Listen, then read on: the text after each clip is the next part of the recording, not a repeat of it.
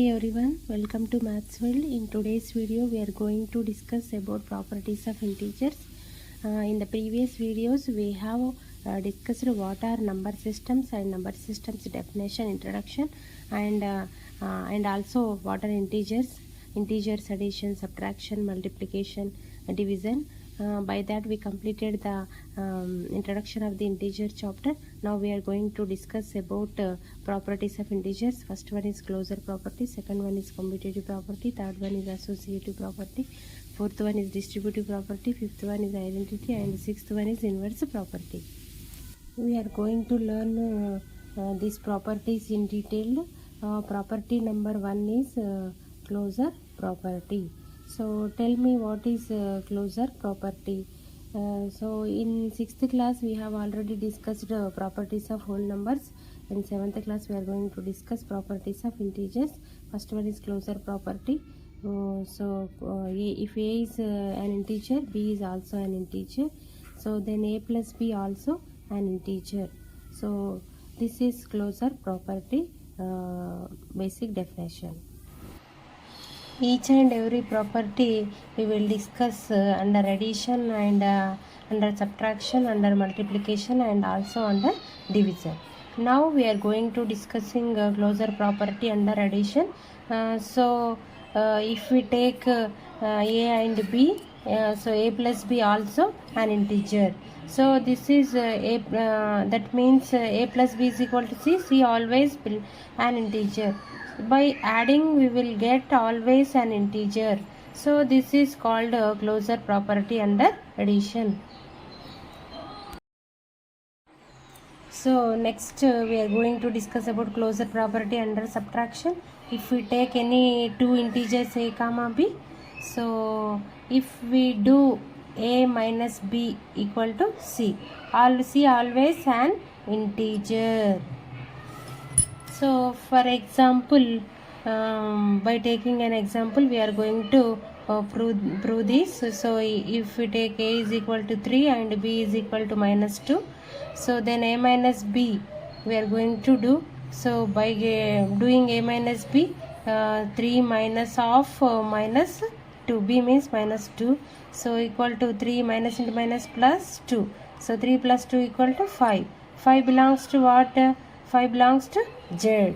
That is 5 is also an integer. So by these we can generalize that closure property under subtraction is always possible.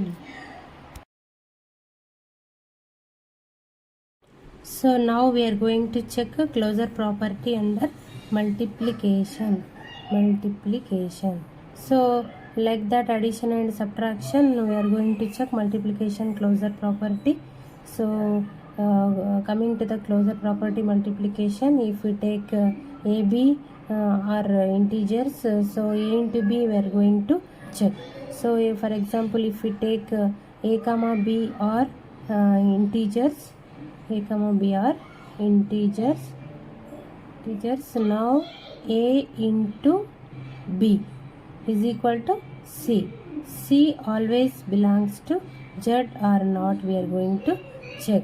So if the integer system follows or satisfies this equation, we will confirm integers closure property under multiplication. For example, if we take A is equal to minus 3, B is equal to 6. So now we are going to check A into B. So A means minus 3 into B means 6. Minus into plus, minus 3 6 18. So 18 is minus 18 is belongs to Z. So minus 18 is also an integer. So by these we can conclude that closure property under multiplication is possible in integer system. So like this we are going to check closure property under division.